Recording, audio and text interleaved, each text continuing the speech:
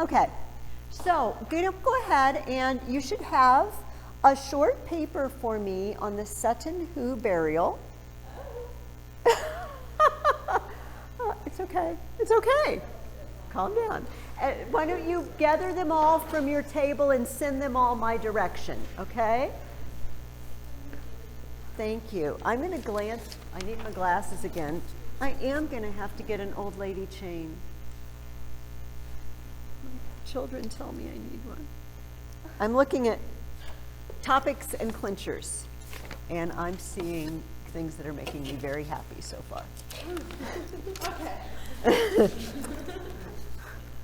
It's like everybody's panicked. I mean. Awesome. I just want to make sure that people understood. Yes. Yes. Do we have any more? Oh, it's an epidemic of leaving papers at home. You know what? Can I tell you a secret? Sometimes I leave things at home too. More often than I'd like to admit. Go ahead and get your, oh, thank you. Go ahead and get your reading questions out too, please. We have tons of fun stuff to talk about today. I'm excited about today. It's cool.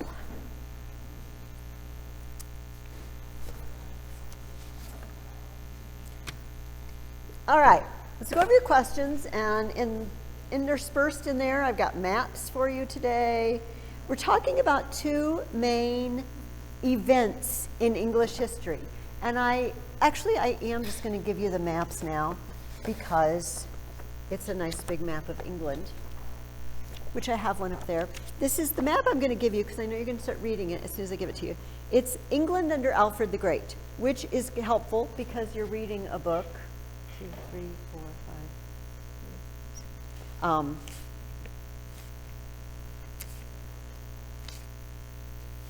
Apparently I can't count and talk at the same time. About Alfred the Great. Go ahead and pass these around.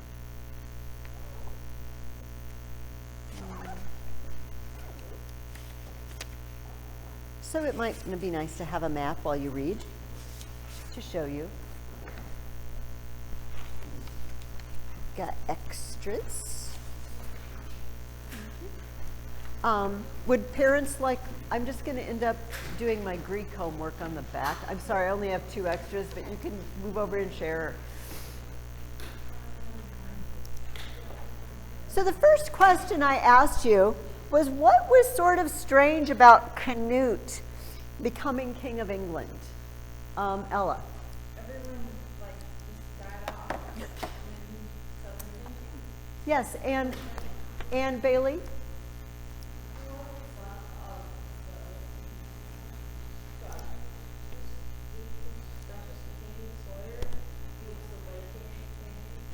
He was a Viking. The guy was a Dane.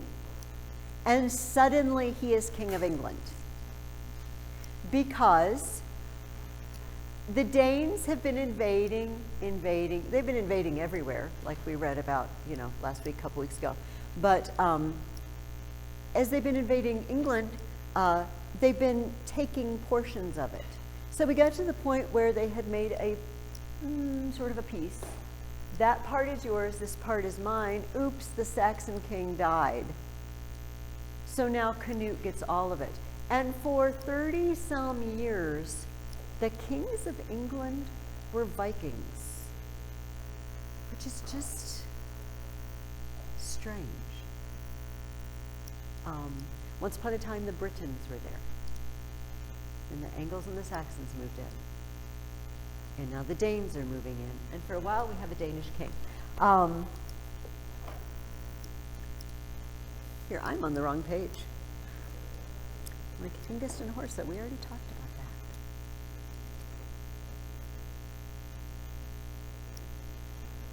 about that. Okay.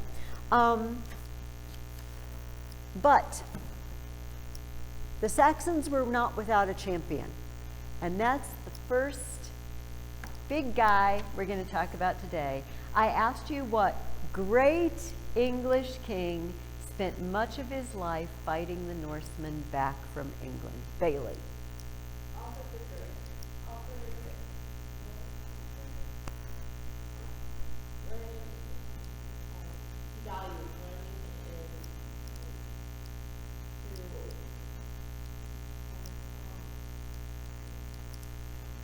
You want me to see if I can decipher it?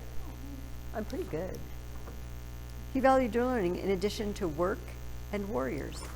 He did indeed value education, but he wasn't only a studier. He was a fighter. And he spent most of his reign dealing with the Danes. So I gave you a map that looks very much like this. And it shows you some of the areas we've been reading about in The Dragon and the Raven, like Wessex and Mercia. And do you notice this big place here called the Danelaw?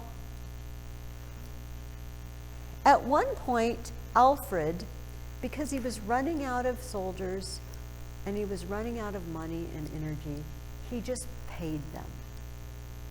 He just paid the Danes. Will you please just leave us alone?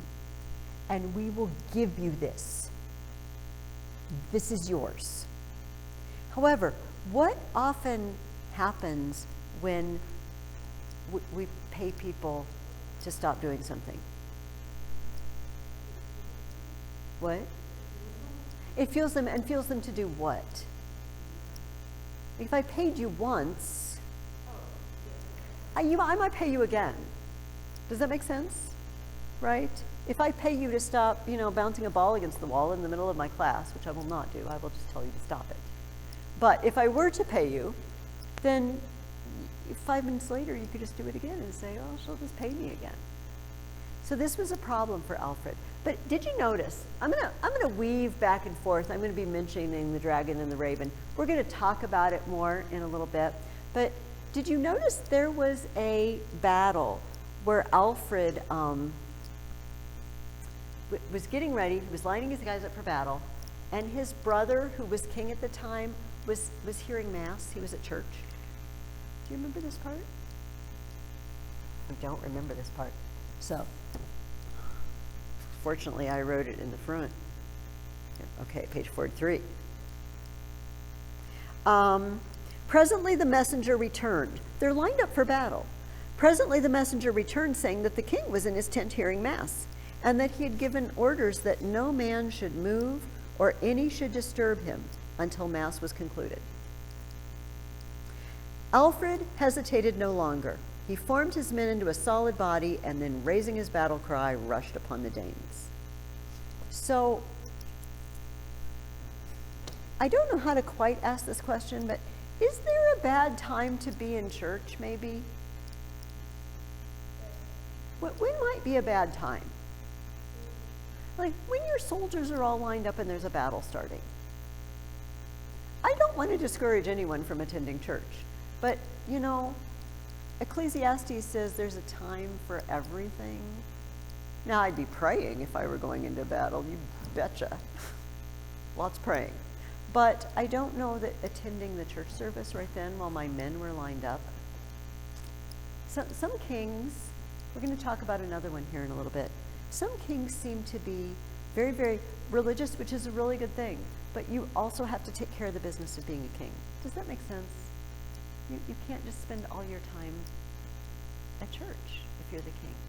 So, but Alfred wasn't like that. He was godly, and he was studious, but he was also a man of action. So we learn, one of the stories that Dorothy Mills told you, famous story about Alfred is how he learned to read. That his mom had a book, a beautifully decorated, illuminated book, and told him and his brothers that the first one to read it gets the book. And so he learned to read because he wanted the book faster than his brothers learned. And he was the youngest, which is very, very cool. So Alfred got to the point, at one point in his battle, here, I have a bad habit of answering the questions in my talk and then realizing I did that. I don't think Dorothy Mills tells the story, but it's going to pop up in The Dragon and the Raven, and so I'll tell you about it. Alfred the Great was really low. His brother died, and he was king. And everybody was really, really tired of fighting because they kept losing. And their families were at home, and they wanted to go home and take care of their families. And most of his soldiers left him. And he was in hiding He was in hiding in a swamp, on an island in a swamp.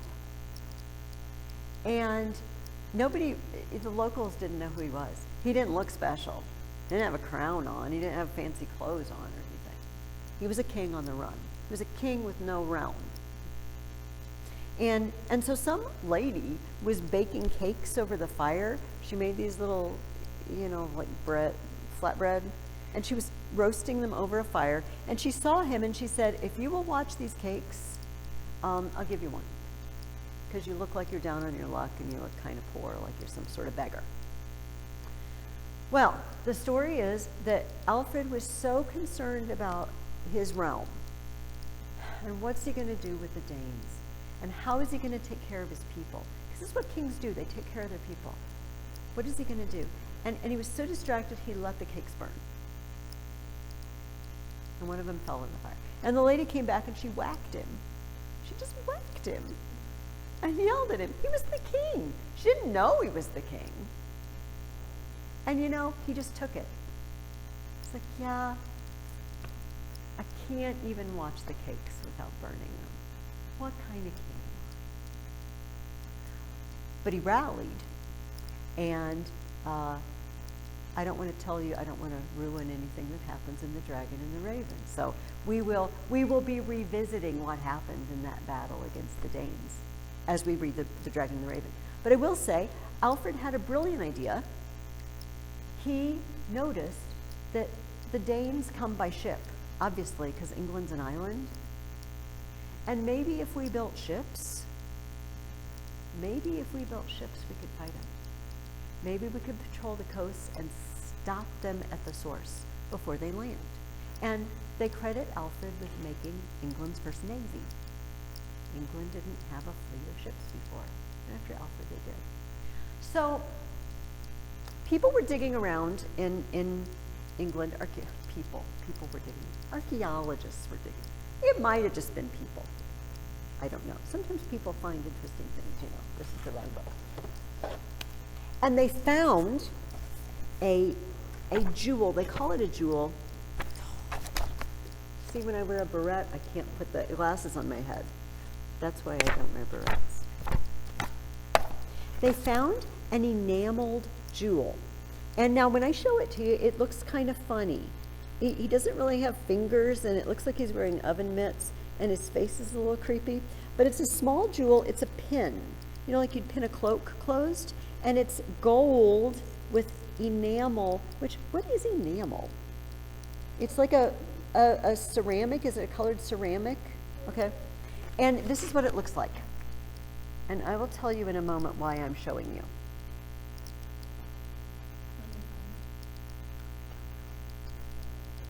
In the ground. No, I don't know. I'm sorry. That's a good question.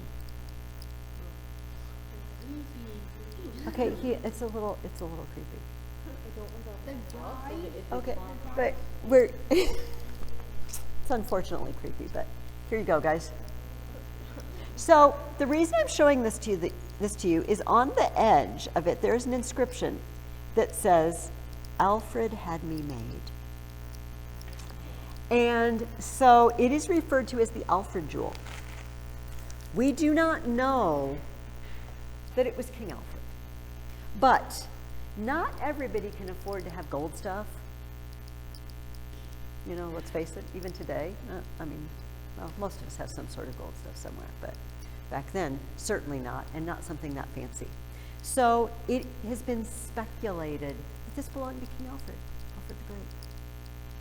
Alfred had me made. One of the other mysteries of history, we don't know who it belonged to. It's kind of cool. It's from the right time period. But it could have been his. So I want to defer what happens with Alfred for a little while while we read The Dragon and the Raven, which we'll talk about in a little bit. So this was about the year 900. All right. We had Canute, then we had Alfred. We had a series of kings. But after Canute's reign, it came back to Saxon kings. And we had a king named Edward the Confessor. And the reason they call him the confessor is because he was the other guy I told you I was going to talk about that was just really very religious. And which is a good thing, but maybe he should have spent a little more time taking care of business. Does that make sense to people? I don't want to sound like I'm dissing being religious. I'm not. But when you have a job to do and you're in charge of the realm, you have obligations to your people. And he didn't really attend to business very well. So, do you remember a couple weeks ago we were talking about the Vikings? And you know, you can see the edge of France over here. You guys know right across the English Channel is France. It wasn't really France then. It was a series of dukedoms. But this one on the coast is called Normandy. And there was a guy who was the Duke of Normandy. He was I've asked you this question too. We're going to do it anyway. Do you remember Rollo the Viking we read about a few weeks ago?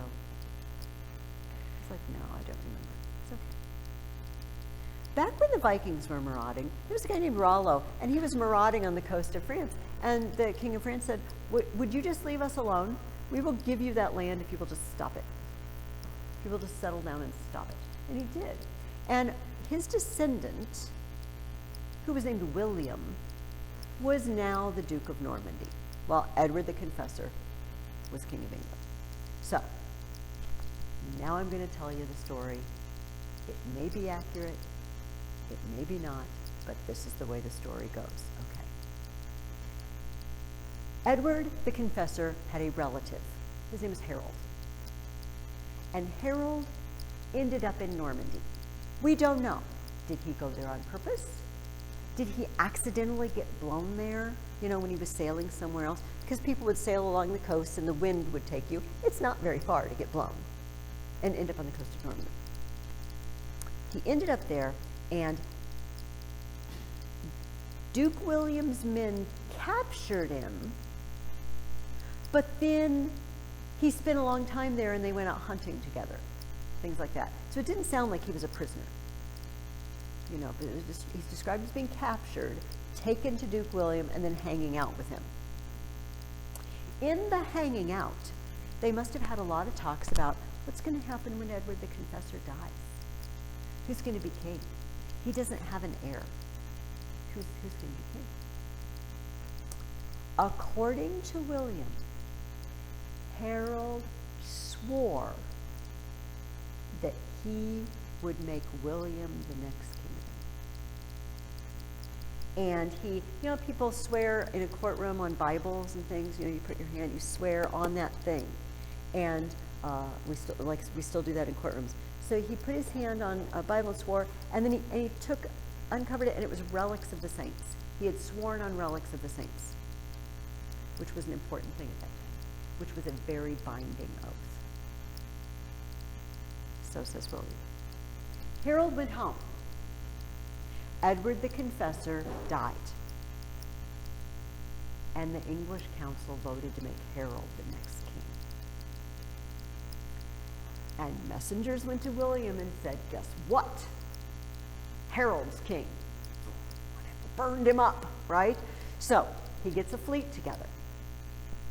He's got all his soldiers, and he's waiting on the coast of Normandy. But the wind won't blow the right way.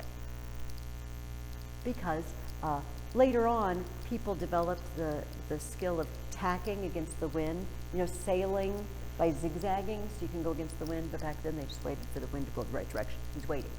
Harold knows it. Oh, he knows he's coming to get him. So he brings all his soldiers down here, you know, strategic points along the southern coast, and he's waiting. They wait all summer. No William. Oh. Then suddenly, because remember we had these Danish kings of England, Canute? There were guys back in Norway and Denmark who thought they should be king of England because they were related to Canute. They came and they attacked him up here at York. They landed up here. And Harold ran. This is him running. I don't know if they actually ran, but they marched really fast. to Malden Bridge up there at York, fought a huge battle. Yay! We fought off the Danes once again. Let's feast, let's drink. Oh, and in the middle of our feast, we just found out the wind changed and William just landed in the south. After I took all my guys up north, the wind changed. And while he's fighting up there, William's unloading his soldiers down here. So they run for it. They run for it. Set up their positions. It was a winnable fight for Harold. He had enough guys, but at some point he stopped making good strategic decisions, and no one quite knows why. Maybe he was tired. You know, he'd just been up there and fought the other battle. He was just tired of it. But some people speculate this. So William, before he left Normandy, he sent a messenger to the Pope, and he said, Harold swore on the relics that I could be King of England, and he's not doing it. And I want the church to put their seal of approval on me attacking. And the Pope said, you got it.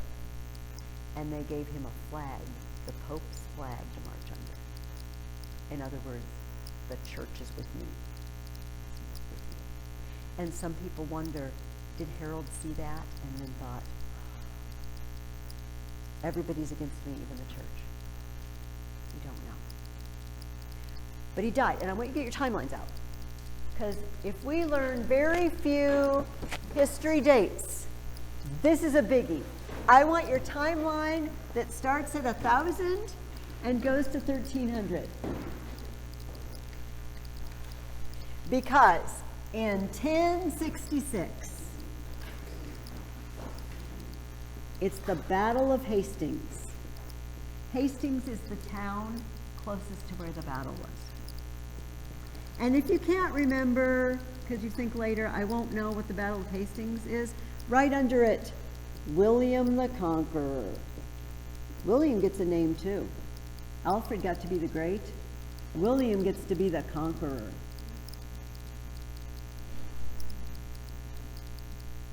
I'm going to get out of the way so you guys can see that. Take a sip of water while you write.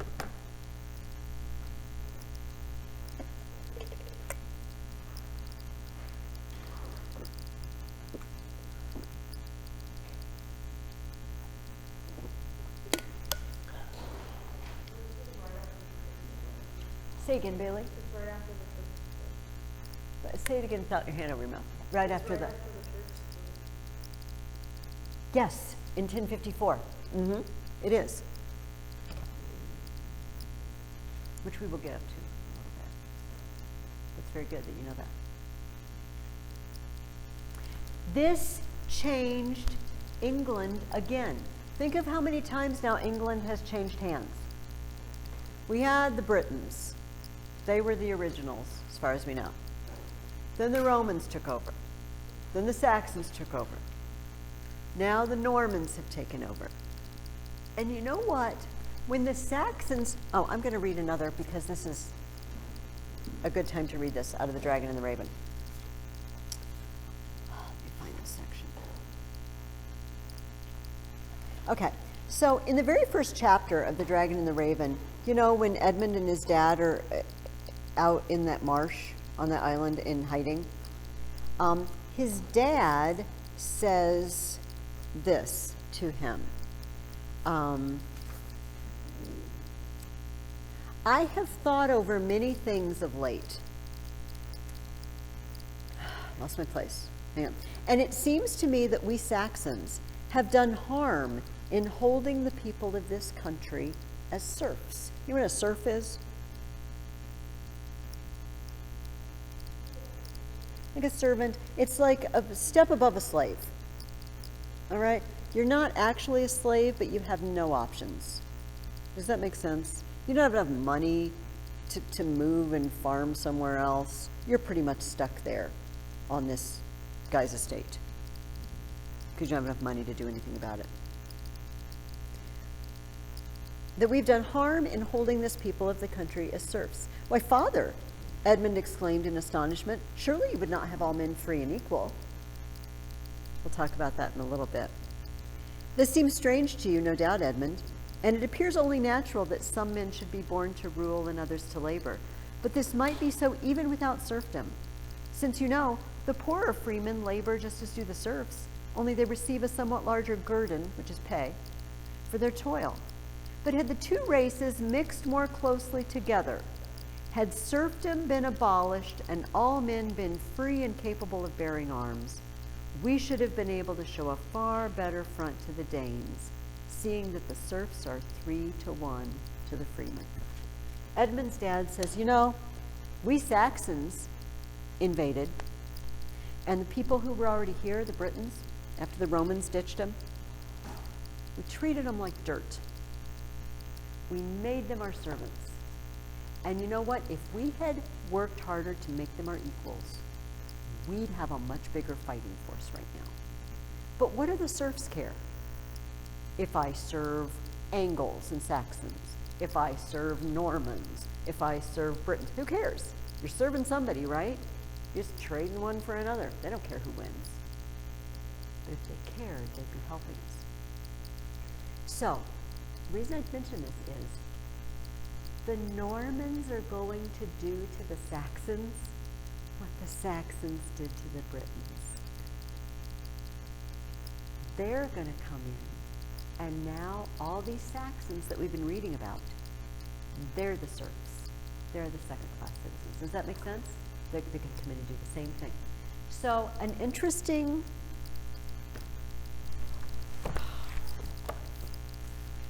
I need colored paper towels. I'm going to be able to find it. An interesting vocabulary fact of history. Have you ever wondered why the animal is a cow, but the meat is called beef? And the animal is a pig, but the meat is called pork? Whereas we just call chicken, chicken, you know, or lamb, lamb. But we have these, am I the only one who ever sat around wondering that? Did you learn the answer? No. Oh, awesome, okay. So here's the reason. Cow and pig come from the Celtic language, the Saxon language of the native people. Beef and pork are Latin derivatives. They were early French. These are the words used by Saxons. These are the words used by the Normans. So look at this. The Saxons are the servants. They take care of the animals. They deal with the pig and the cow, and they call them that.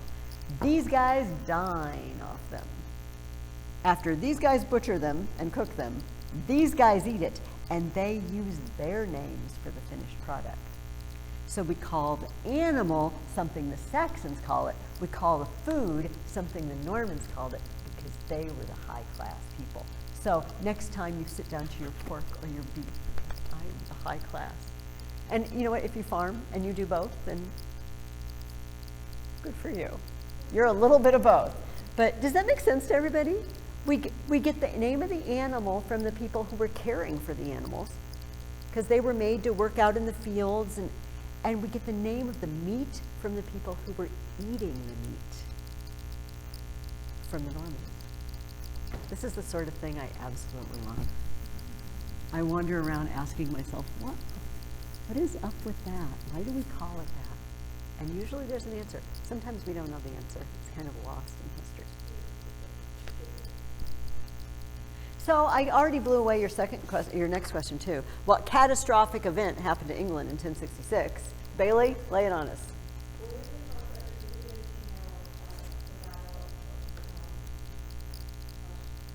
Hastings. So England is now under new management. So later this year, we had the unfortunate problem of I wanted to read every single book at the same time because they all were about the same time period, but it's all right. Later this year, we are going to read The Merry Adventures of Robin Hood. And I'm sure all of you have heard of Robin Hood, probably. Raise your hand if you've never heard of Robin Hood, because you're in for a treat. And it's a wonderful retelling of the stories about him. Robin Hood is based on a real character, a real historical personage, you may know that. And he was Saxon under Norman rule.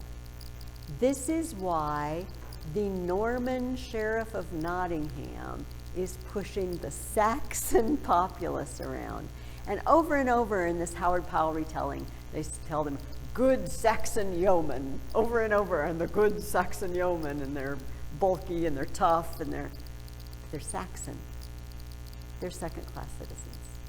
And they're getting their property taken away because they're not in charge anymore, just like they did to the people before them. Make sense? So we have a very, very cool, I guess we're going to call it a document, and it's what we're going to do our writing about this week.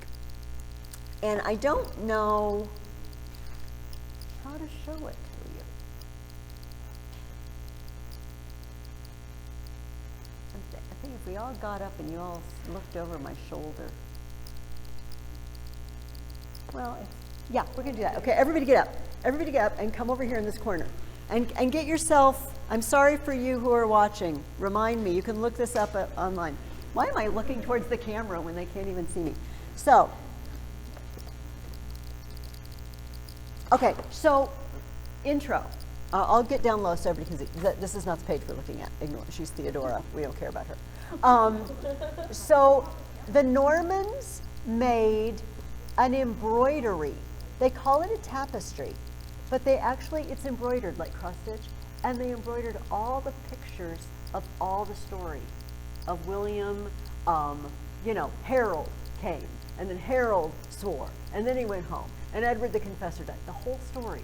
And the reason I wanted you to see this is because the first picture I want to show you, this is it on display.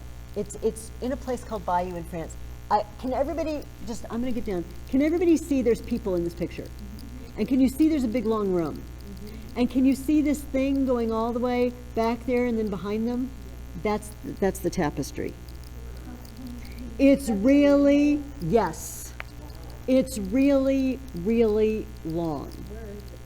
It is I think it is still in Bayou. It's in northern France.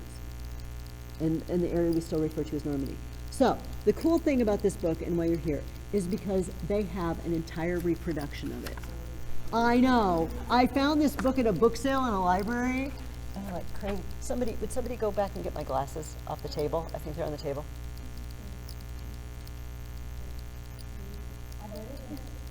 So this is all sewn.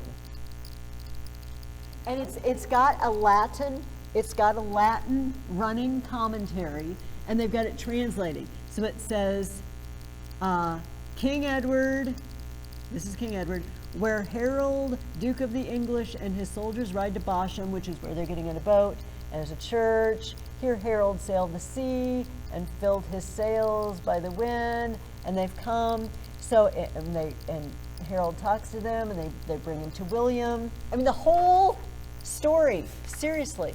And I'm trying to find then they're having a party. Where is it that he swears? Okay. Soldiers have gone out from Hastings. Let's do this. Man is ordered to be ditched, to be dug, ships dragged to the sea. Hang on. Where Harold took the oath to Duke William. That's what it says in Latin. And here he's putting his hand on this box that's holding the relics. And William is listening to his oath. But he goes home. He becomes king. Harold sails across. We're not going to look at this whole thing, obviously. And then you get an idea of what's going on here when there's lots of bodies with no heads. There's just a serious lot of bodies with no heads or other body parts missing. That would be the battle.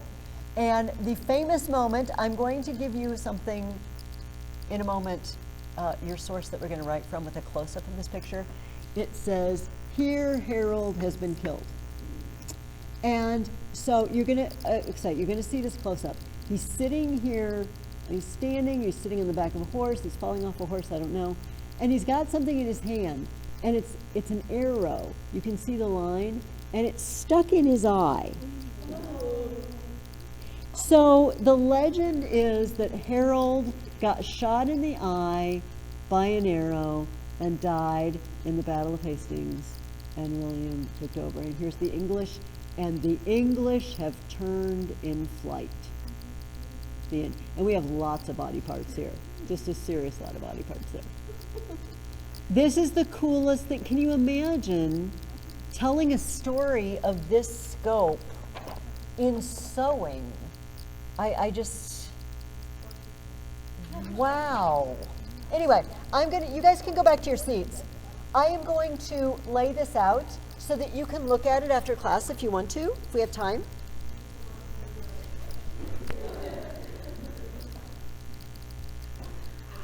I picked this book up at a library book sale for $1, and I got it home and this popped out. I'm like, I can't believe what I just got. All right, I'm putting it over here in the corner, and you can glance at it if you want to. So we are going to write about this tapestry. It's called the Bayou Tapestry. Now, one thing to remember, this was made by Normans. So will they necessarily tell the story exactly the way it really happened? Why not? Well, okay, that, but why else not? So if Roy and Isabella get in a fight, please do not get in a fight. But if they do, and they're just whacking each other with sticks, I don't know what they're doing. They would never do this. And we separate them, and we interview Roy. What happened? Why are you fighting? And then we interview Isabella. What happened? Are they going to necessarily tell the exact same story? Rhett. They're going to tell it on their side. Yes, Roy. Yes. And they're going to give their own view of why it happened. And generally, each of them is probably going to think they're right. Probably. But that's not. This is purely hypothetical, and it's not going to happen yet.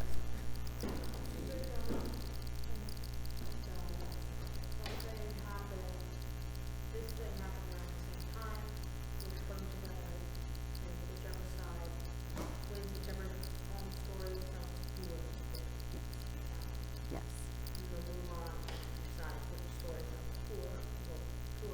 Possibly.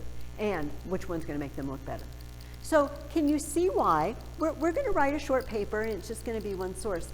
But why do you think when we study history, it's a good idea to read more than one book on the subject? Why not? Opposing viewpoints. Because not everybody has the same view on why something happened, or sometimes even what happened. Because Harold said I don't look this up. I don't know if Harold ever said he didn't swear. But he did claim that he was rooked into swearing on the relics, but he didn't do that voluntarily. Like I said, we don't even know if he was captured or if he was there of his own free will. We don't even know how he ended up there.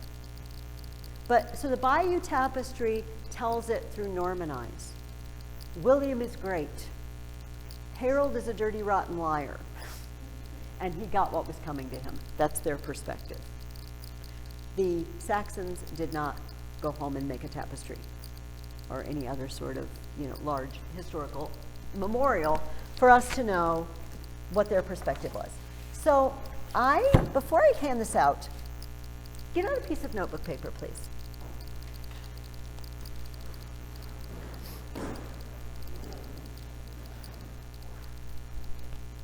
We can get a Bluetooth one of these, and it would be nice if I didn't have but my husband said, well, let's see if this works, but then I'd have to charge it.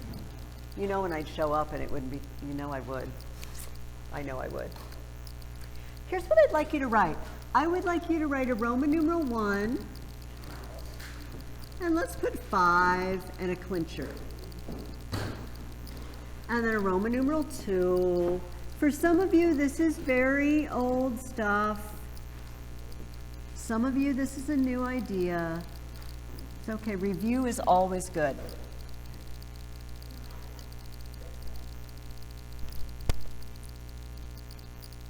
Can you guys see okay?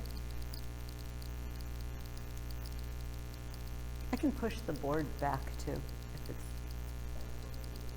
Oh, back would be worse? Okay. You can also move your table back. So last week, we talked about writing reports, and we introduced the idea of a topic sentence. We didn't really have a topic sentence when we retold a story, right? Something that the whole paragraph was about. But our paragraphs were about something. Remember the first paragraph? What was the first paragraph when we retold our stories? What did we put in our first paragraph? The setting, the characters. How about the second paragraph? Yeah, conflict. What do they have? What's happening? What do they want? And third, result. How did it all turn out? Did they get what they want? So each paragraph had something it was focusing on, but we focus a little more tightly when we write nonfiction. And our first sentence, ideally, tells your reader what he's going to read about in that paragraph. Remember the rule. If you want someone to remember what you say, tell them what you're going to tell them, and then tell them, and then tell them what you've told them. And maybe after 3 times they will remember.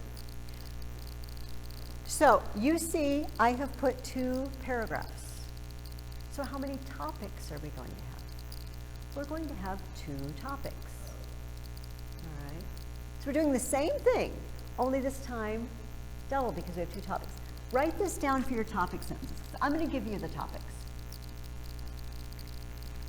Battle of Hastings,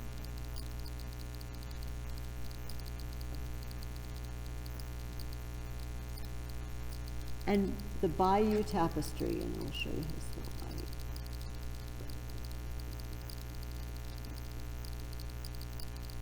And I'm going to get out of the way.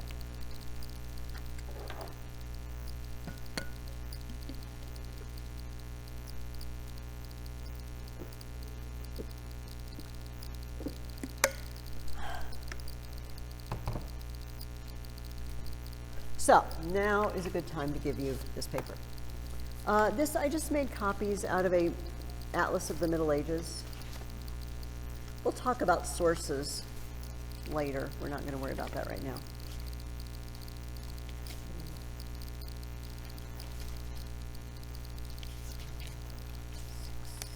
Here, Alice, can you pass this around?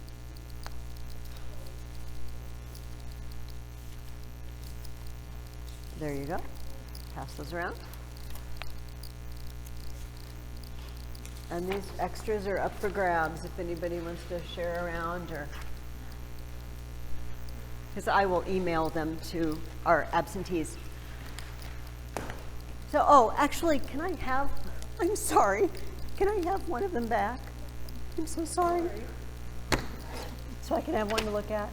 I'm sorry.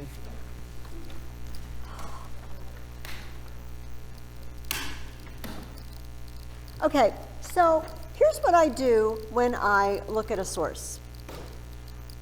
The first thing to do is just kind of glance over it. I don't just dive in reading. Is everybody with me? I'm going to look it over because I see headings above the paragraphs. I see, oh, Harold and William. I see, oh, the Battle of Hastings. How convenient. And oh, I see rediscovering the tapestry. So this overview tells me, great, this is going to tell me about both of these things. I also see there's lots of captions. See the little paragraphs that are smaller? And they seem to all be talking about the tapestry. So we're good. We have chosen well our 2 topics from the source because that's what it's telling us about. Now, I am going to start reading. Together, we're going to make an outline for this part. You're going to do this part at home on your own, okay? So, how do I decide whether to jot something down? Important or interesting. That's my criteria, all right? I'm going to start reading at the beginning. The famous Bayou Tapestry is an exciting account in pictures and in words of the events that led to the successful Norman invasion of England in 1066. It begins, Edward Rex, ubi Harold dux Anglorum, et sui milites equitant ad Bochum. This text in Latin provides the caption for the picture story. It means, Edward the King, where Harold, Duke of the English, and his soldiers ride to Bashan. All right, have they really told us much of anything yet specific? Now, this is kind of an introduction. I feel like maybe if we keep reading, we might find something a little more meat to it. So let's keep going. When Edward, King of England, died in 1066, there were two powerful leaders who claimed the throne, Harold and William, Duke of Normandy. Is this important or interesting? It just seemed kind of important because it's going to be the whole battles over the fact that two guys want to be King of England. So maybe we could write William and Harold. How can we say this? I'm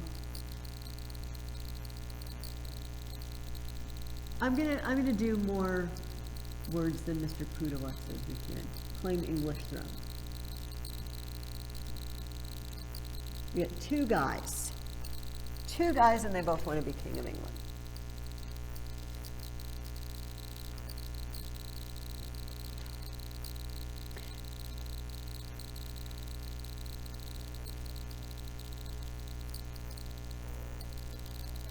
At the beginning of the tapestry, we learn that Harold traveled to Normandy and swore to support William, but as soon as Edward died, Harold claimed the English throne. William prepared for invasion and war in England. He built a great fleet and on September 28th sailed to Pevensey in Sussex on the south coast of England. Interesting or important, this whole section? Kind of, because if William hadn't attacked, there wouldn't have been a battle. Does that make sense? What do you think we should say? How can we sum that up? William does what?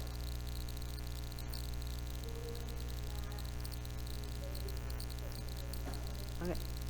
Do we need September 20th? Well, yeah, we could put September 28th if you want to. How about Harold King? Oh, so Harold King, William Mad. That sums it up. William invades 928, 1066. It was yesterday. That's kind of weird, because I taught this class yesterday too, and I didn't even think about it.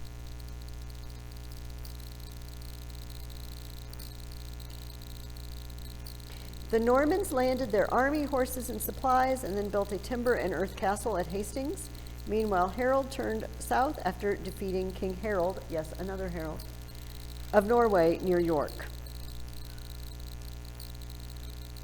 Are we okay to read what it says on the Battle of Hastings part and see maybe, because we kind of already have a lot of main stuff there. Let's push on and see. William had an army of about 7,000, including 2,000 cavalrymen. The English army was smaller but fought well at a place later called Battle. That's when you can't figure out what to call your place. It's like calling your dog, dog, I feel like. Call the place Battle. The tapestry gives all the gory detail of the battle. We saw that. Arrows and spears fly through the air and men are cut down. Finally, Harold is wounded and killed. The English have a Norman king, William the Conqueror. All right, we got at least two more spots. What do we want to put? We probably should put who wins. That seems important to me. Okay, and what are you thinking, Roy?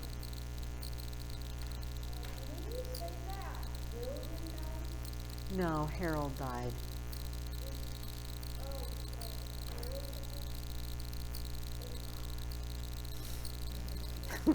Yes, Bailey.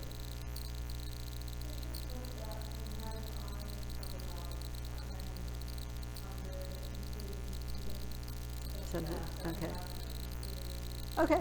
So Bailey, here's a good point. Bailey finds it interesting the size of the army. Bailey gets to choose that. I'm going to put it on there because Bailey made a suggestion. Does that mean everybody in this room would find it interesting and include it? Maybe, maybe not. W's army, we could just put 9,000.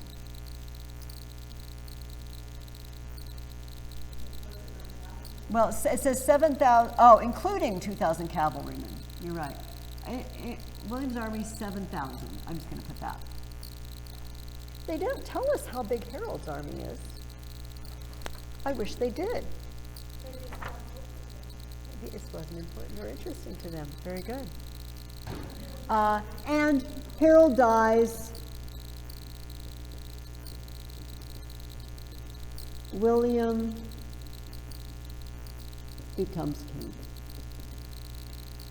Now, if I left something else that's interesting or important to you, we could add a 6 and a 7. That's okay. But does everybody see what I did?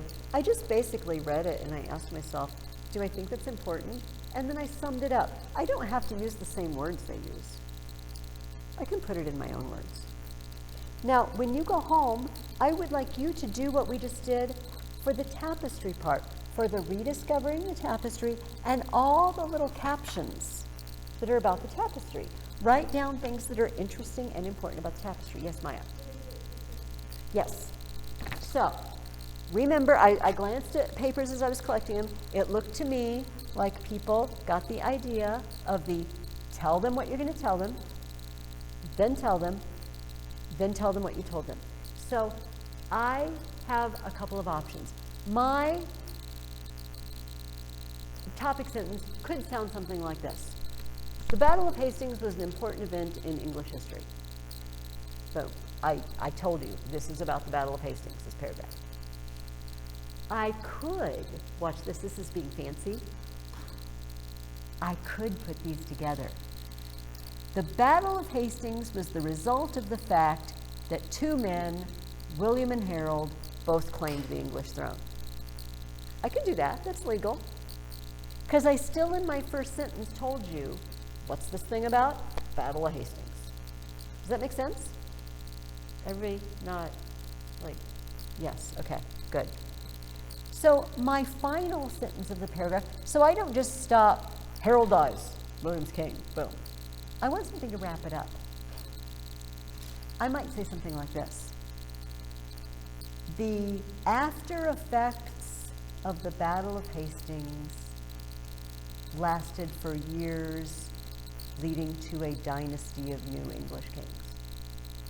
You see how I mentioned the Battle of Hastings again? The Battle of Hastings was a tragedy for Harold, but a victory for William and the Normans. I mentioned the Battle of Hastings again.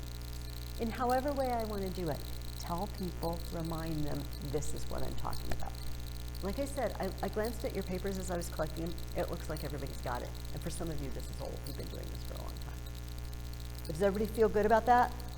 Thumbs in the air? All right, good, good. So you're going to go home. Now, you have a 2-week break.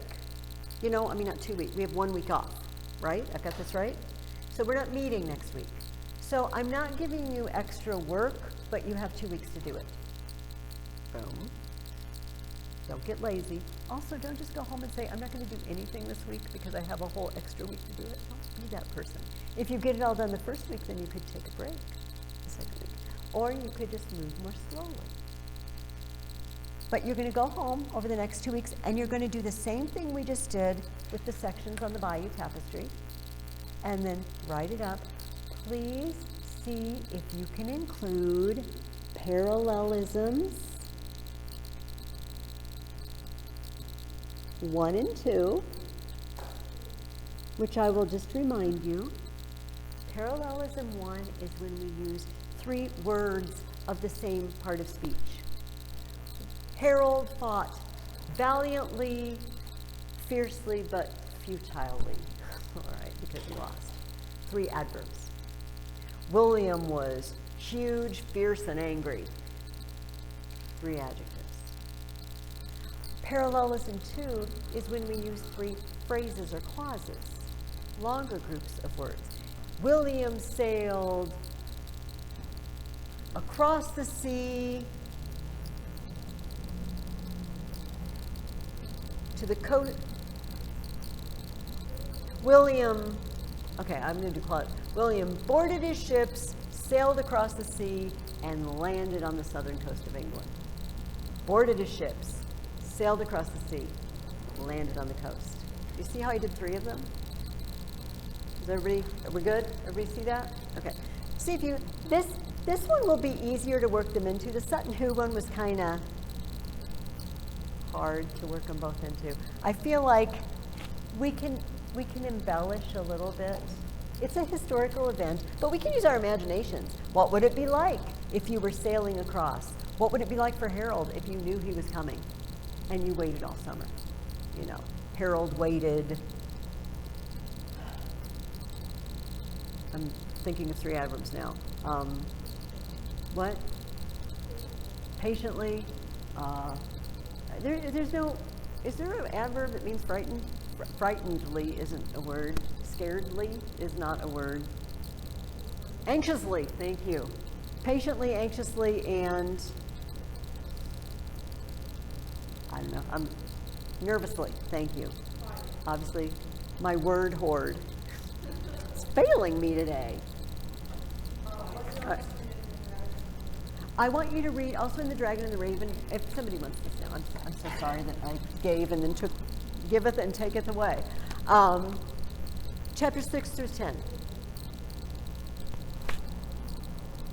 Which I would like to spend some time talking about now.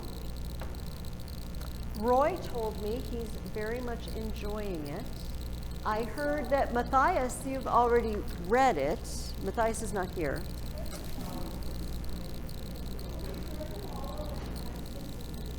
Okay, so here's my apologies. I don't know ever, I should take a poll of parents. So I have this nice edition from Preston Speed, you know, that they reprinted a bunch of them some years ago, back when my kids were being homeschooled. But they're not as cheap. But the typesetting is nice, and they have some illustrations. But the one I picked for you is cheap, because I hate to ask parents to spend, like, I would spend all my money on books. I have no problem with spending money on, I'm cheap in every other way, but bring on the books. Like $50, yeah, but it's a great book, bring it, I want that one. But I try to realize not everyone really does that. And so Erasmus is a famous medieval or early Renaissance thinker. And he's quoted as saying, when I have a little money, I buy books, and if I have anything left over, I buy food and clothes. So this I understand. So, yeah, the copy of Your Dragon and the Raven isn't maybe as nicely typeset as mine, but it was maybe half the price and so. But if it were up to me, I would put everybody getting the nicest editions of everything, and it would be twice the cost for the books, and people would complain. So you said, somebody said about the way it looks, but you said hard to follow, one of you? Why do you think? What is there about the way this book is written that's making that so? In the 1800s. If we have trouble, and by the way, hey gentlemen, if we have trouble, you know, this is not written for adults. He wrote, 30-some tons of books, historical fiction, all really well researched. They were written for 12-year-old, 13-year-old, 14-year-old. What does that say about us? It's not a good thing that it says about us. I won't lie. I mean, this is not difficult for me, but it's obviously not as easy reading as a lot of the things we read. And just for us to realize the stuff that's popular today is really not very well written at all. I don't know. I mean, your families may feel differently. I'm not getting into a debate about these books, but the Harry Potter books I love the plot because the bad guy was really, really bad. And the good guy was just like Frodo, who was put into a position that he never wanted to be put in, but he did it anyway. But they're not well written. The language is very poor. It's just very simple. You know, it's like third grade level or something. It's just not, it's not a good book. And then suddenly we get a book that's really, really well written. Like, shoot, this is harder to follow. Because his sentences are longer, right? His vocabulary is a little, I just used the word guerdon, right? So, you know what? Don't be afraid to stop and look something up in the dictionary. However, that said, when we read a book that seems hard for us, don't stop and look everything up, because it breaks the flow. Sometimes if you just keep going, you figure out what it must have meant. Does that make sense? No. If you stop and look, this is why it's hard if you read. I'm sorry, I'm preaching on this. If you read on a Kindle, like especially a Kindle Fire or something, or on a computer, it's very tempting to start tapping things and looking things up and words, but don't do it. Fight it. Just push through. But if it really makes you not understand, stop and get a dictionary. Anyway, but are you following it well enough to know what's going on? That's the important thing. You know, the good thing about any sort of exercise, right? How many of you are in a sport? Okay. So if you take time off of your sport and then you go back to it, are your muscles sore? Right? And you have to work your way back into it if you've taken 3 months off. If our brains take time off and then we work them again, sometimes they hurt just a little bit, the muscles in our brain. But if you keep doing it every day, you get better, right? And so as you read through books that are more challenging, your brain gets better. You just get better at following it. So hopefully you will feel that way. So we meet this guy, Edmund. I already read from the first chapter to you guys that he is a Saxon, and things are going very poorly on things. His father has lost his lands to the Danes, and they are on the run. And his dad, unfortunately, perishes in a huge battle against the Danes. And he runs where? Where does Edmund and his kinsman Egbert, where do they head off to?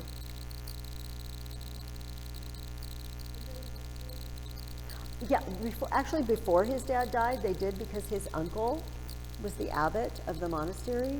But then when everyone died, his dad died, they went back to the monastery, and all the people in the monastery died. Where did they head? Who are they gonna hook up with?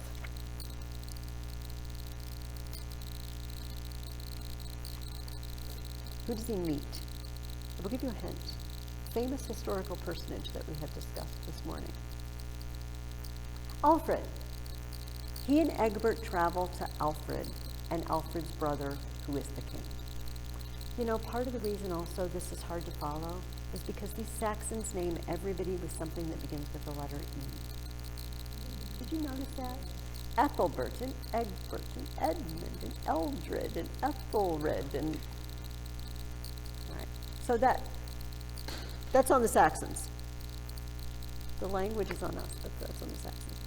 He goes to Alfred, and Alfred says this. What though the brave thanes are noblemen, okay? What though those brave thanes slew each a score of Danes before they died? Their death has left the countrymen without a leader, and by that one battle the Danes have made themselves masters of the north of East Anglia. Better far had they, when the day was lost, retreated, to gather the people together when a better opportunity presented itself, and again to make head against the invaders. It is heathen rather than Christian warfare, thus to throw away their lives, rather than to retreat and wait for God's time to come again. To stake all on one throw, which if lost, loses a whole people, seems to me the act of a gamester, a gambler. What is Alfred's strategy? Does he think they all ought to just gather all their people and make one last huge stand? What does he think they ought to do? If they're losing a battle, what should we do? It is heathen rather than Christian warfare, thus to throw away their lives, rather than to retreat and wait for God's time to come again. Retreat. Does Alfred think that retreat is shameful? How do we know? So most of us aren't going into literal battle, right? My son is a soldier. My son is leaving in 2 weeks to report for officers training at Fort Benning, Georgia. And he will be in the U.S. probably for another 6 or 8 months with training. Then he will get sent somewhere, I don't know where. But he's in the armor division. He's going to command a tank. It's nervous for me. He really might be in a literal battle. But most of us will not be. What kind of battles do we fight? Hopefully not Isabella and Roy over anything. What kind of battles do you think we fight, Bailey? And I don't mean literal. Yeah. What do you think?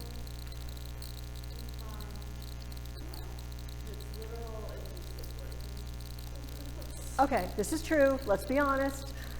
Siblings might have a literal battle. Spiritual. We fight spiritual battles, don't we? What do we mean by that, though?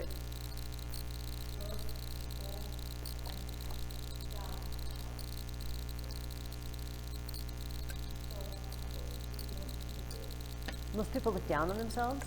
Do you think a lot of people think a little more highly of themselves than they should, too? This is true. What do you think, Maya?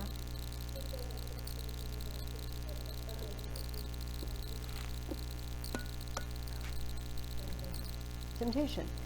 And so, flee temptation, right? We're told. It's not, sometimes we're in a good place, right? And something's tempting us. Okay, so I'm going to be because this is not a newsflash to you, that I tend to be a bit of a glutton, right? I like my cookies. And it's hard for me. It seems minor. We don't really think of it as being sinful, but the Bible says it is. And so sometimes I'm feeling very strong. Do you know what I mean? And I can go to the party and I can say, I will have one of these. I'm feeling. And sometimes I'm just not very strong. And you know what? It's probably best if I just avoid it altogether and don't bring it home from the grocery store. Does it make sense? Because I know if I bring it home, I'm gonna eat it. Because my self-control is lacking. And that's a problem. That's a spiritual problem in me. I flee it. It's not always wrong to flee the battle, right? To regroup and pray and ask God for a better opportunity. We can't always flee the battle. But does that make sense to everybody? That Alfred says it's not a disgrace to look at a situation and really think about it and assess it and say, is this something I can stand up to? Or is this something I need to fall back and regroup because I'm going to lose it here? I think it's interesting that the Bible uses a lot of battle terms, doesn't it? We put on the full armor of God. And he says, our fight is not against flesh and blood, but against spiritual powers. But we're in a fight. They were in a fight and we're in a fight. And I like Alfred's advice here. That we need to say, am I strong enough for this fight right now? Or I need to fall back and pray, regroup, maybe get friends to help me. Go out for a salad instead of the Cheesecake Factory, maybe? All right. I am joking about it, but I take it seriously, but we all have a quirk and a foible, don't we? Don't we all? We all know what they are. Sometimes only we know what they are, but we know them. All right. So Alfred is very impressed with Edmund. Apparently Edmund is pretty young. Like, he's 15, 16, something like that. Do you notice the times when Egbert says, they're in one battle together, and Egbert says, you really haven't got your full strength yet. In a few years, when you hit 21, you're going to be awesome, but right now you're a little young for this kind of battle. So I'm thinking he's 15, 16 years old, which kind of really puts it, we got any 14-year-olds in here? Just 13? Okay. So imagine this is you in just a few years, the young men in here. Alfred's very impressed with him, and he says this. They want to do something to help him. He says, there are the lands, the king said, of Eobald, ealdorman of Sherborne in Dorset. He died but last week and has left no children. These lands I will grant to Edmund in return for liege and true service. The lad knelt before the king, and kissing his hand, swore to be his true and faithful thane, and to spend land, goods, and life in his service. So let's look at what just happened. The king went to Edmund and he said, here, you can have this land, and all the people on the land, right? All the people working the land, they're your responsibility. They're your servants, not like slaves, but they're your serfs. What does Edmund have to do in return to King Alfred?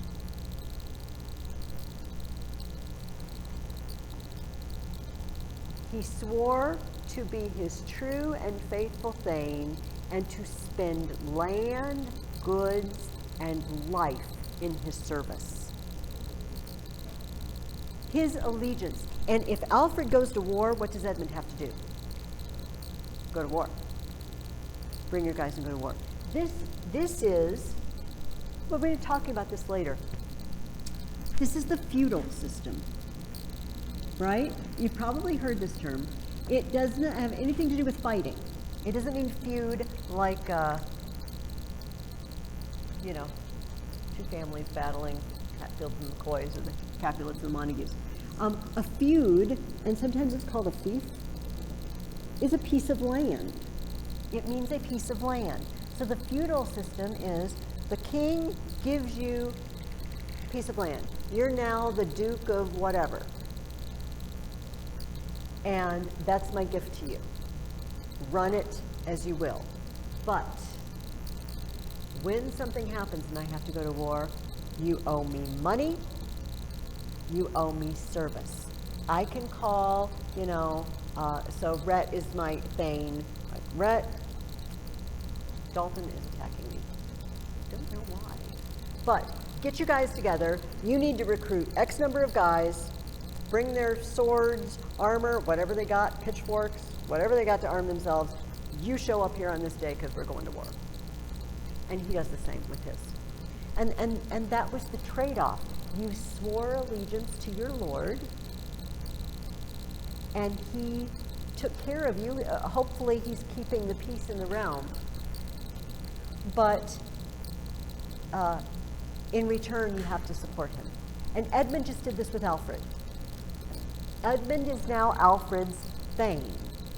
He is his vassal. I run into this word, vassal. A vassal is Edmund is the vassal of Alfred, right? He's the underling who owes service. Now Edmund goes, and what kind of thane does he prove to be? Like when he goes to his land, how does he treat his people? Can you remember anything he did or said when he got to his lands?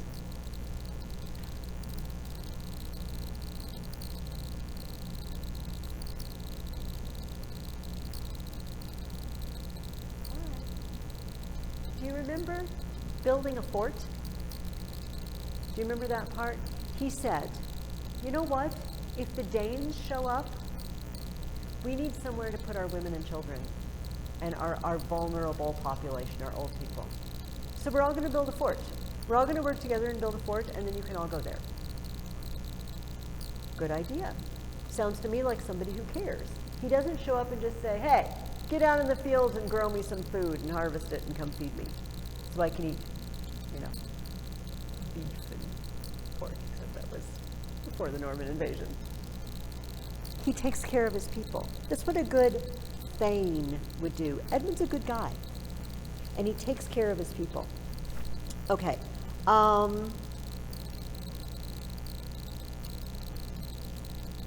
So,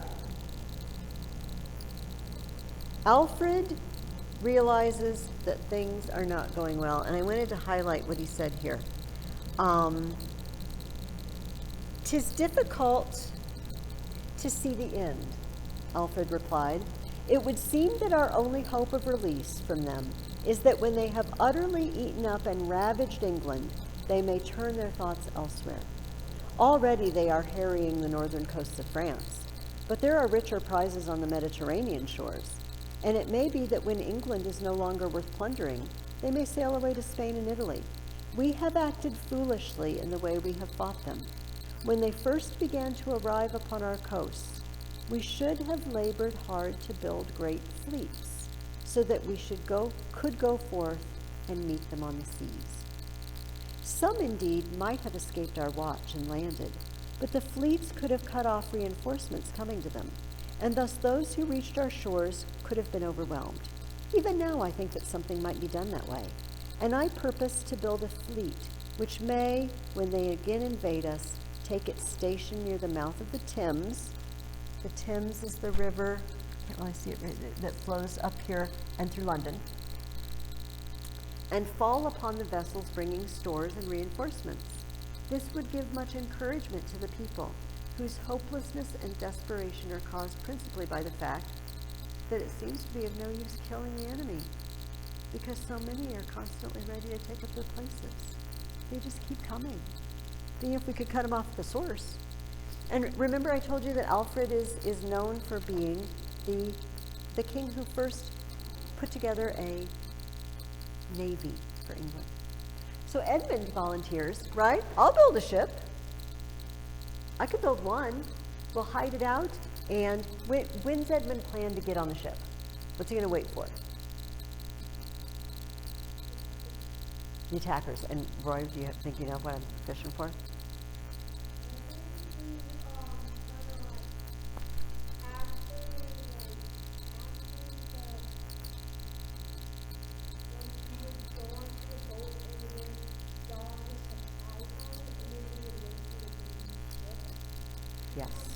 Yes, and he said, "I will do that when there doesn't seem to be any hope left on land. I will stay and defend my people," because he's a good caretaker of his people, right? That's what you do. You take care of your people. "But when all hope is lost and everybody's dispersed, I'm going to get on that boat, and you know what? We could sail around and we could just be like pirates, except pirates for the good instead of for evil, and raid Danish ships." And so he builds a boat. Did you read the name of the boat in the reading you did? Yes, the Dragon. So the title of the book, have we figured out where the title comes from yet? Well, why is this book called The Dragon and the Raven? Roy wants to say, yes. The dragon was the symbol, and the raven was the Yes, it was. So they flew. It's like a golden dragon. That was King Alfred's symbol. And the raven was the flag of the Danes. So now we know. So while he waits for the appropriate time to get on his boat, what does he do with his men? The men, he recruits not just all the men, but the men who are single, okay? The men who don't have a wife and children, who will suffer if they die, and who are willing. What does he do with them, Roy? He trained them awesomely for battle. So they would, did you catch? So you'll know what's going on. I want to talk about this. They talked about forming them into a wedge. Did you read about the wedge? Some say yes, some say no. Okay. So he trained them instead of, battles. For many, many centuries, battles consisted of I line up here and you line up there and we just kind of kill each other. You know, we just run towards each other and start stabbing. But Edmund said, what if we form our guys into like a sort of a triangle? And Edmund's in the middle on a horse so he can see up above their heads in every direction. And see what they can do. They have long spears. They can stick all their spears straight forward and just mush into the enemy and just crunch them back. Or they can move in another direction really fast with a straight line of attack. I'm sorry, this is battle tactics, and some of you think it's cool, and some of you think, I don't care. But point being, Edmund trained them to be like a little, do you know what guerrilla warfare means? Not guerrilla, you know, but spelled different. When people, American history, there's a lot of guerrilla warfare. The colonists fought the British by waylaying, you know, hiding and waylaying them and ambushing. And so instead of the Danes knowing that Alfred is amassing 10,000 guys at a place and they're all going to stand in a line, Edmund's got this little band, and in a moment they know how to get back in formation, turn this way, turn that way, and then when it's done, they disappear. It's driving the Danes crazy. How can this guy do this with this little band? So is he winning because he's got more men?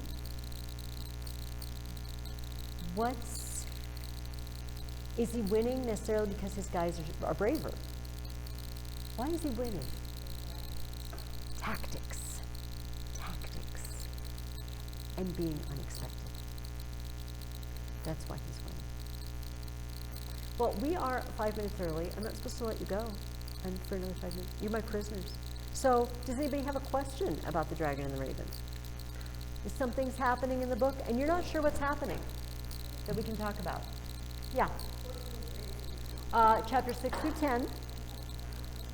So let's run back over. Oh, my goodness, I didn't give you your reading questions. If you hadn't said that, it would have been so sad, because you would have said, oh, I don't know what to read in the Dorothy Mills book. I guess I can't read. We are moving on to the next section of the book, which is about the medieval church. The church was the single most important thing in the life of a person in the Middle Ages. You didn't get born without the church. You didn't get baptized. You didn't get married. You didn't get buried. All the feast days. You know, we have holidays. Did you ever think why we call them holidays? Holy days. Originally, there were no, like, government holidays. It was church feast days. It was the church calendar that we followed. And when people stopped following the church calendar, because people like holidays, right? We substitute something worldly for something spiritual because we want holidays. And many of them, Thanksgiving is a religious holiday, don't get me wrong, but, you know, and I'm not saying ditch the 4th of July, love the 4th of July. But once upon a time, all of their holidays were based on the church. And the church was the center of community life. We talked about the fact already that the monasteries were the hospitals and the schools and the hotels and the orphanages. It was vitally important. So we're going to spend a couple of weeks looking at the medieval church and their great artistic monuments they started building, cathedrals. And actually, I said 7 at this table, right? There you go.